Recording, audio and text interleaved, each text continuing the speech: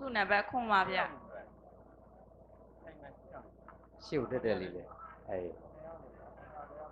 မေခွန်းနံပါတ်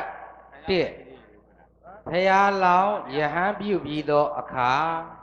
အနုပိယတရတော်မှာဘယ်နှရက်တရင်သုံးခဲ့ပါသလဲမိကုန်းပြန်ပြီးပါဗျာဖရာလောင်းယဟန်ပြုပြီးသောအခါအနုပိယတရတော်မှာဘယ်နှရက်ကြာအောင်တရင်သုံးခဲ့ပါသလဲ8ရက်ပါဗျာ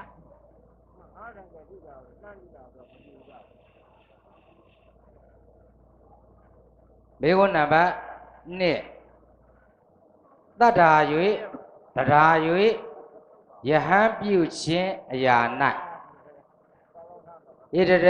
ရရှိတော်မူသောမထေဤဘွဲ့တော်ကိုပူဇော်ပြပါ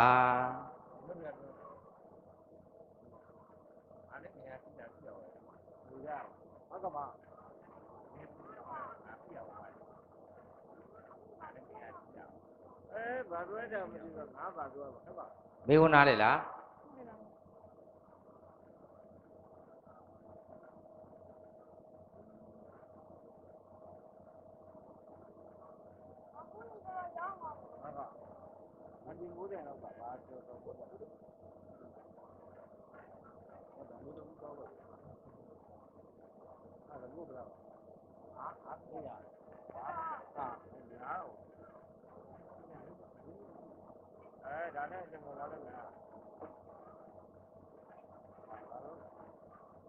น้ำแหละเดียวกันนะหรือ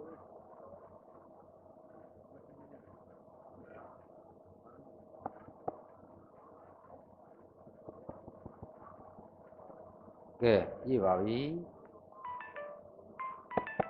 မေခွန်းနံပါတ်3ပြင်စာတိခ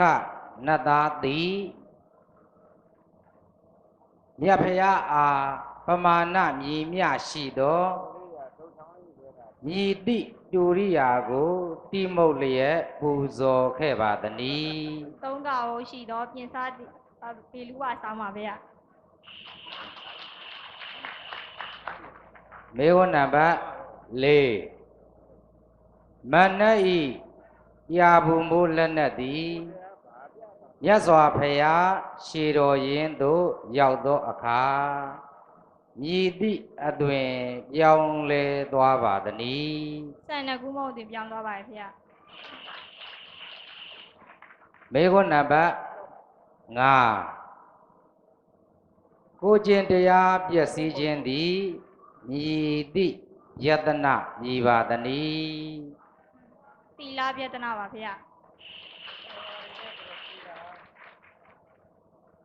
မေခွန်းနံပါတ်6အလူရှင်တို့ပေးဝေသောအမြကိုခံယူကာသာဓုခေါ်ခြင်းသည်မြည်သည့်ကုသိုလ်ဖြစ်ပွားပါသလဲမိကိုပြန်မေးပါဗျာမေခွန်းနံပါတ်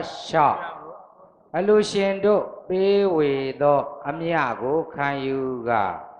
သာဓုခေါ်ခြင်းသည်မြည်သည့်ကုသိုလ်ဖြစ်ပွားပါသလဲပတ္တာနုမောဒနာပါဗျာမေခွန်းနံပါတ်9ဒုတိယသင်္ကာယနာကိုယန္တာမထေညီမြဖြင့်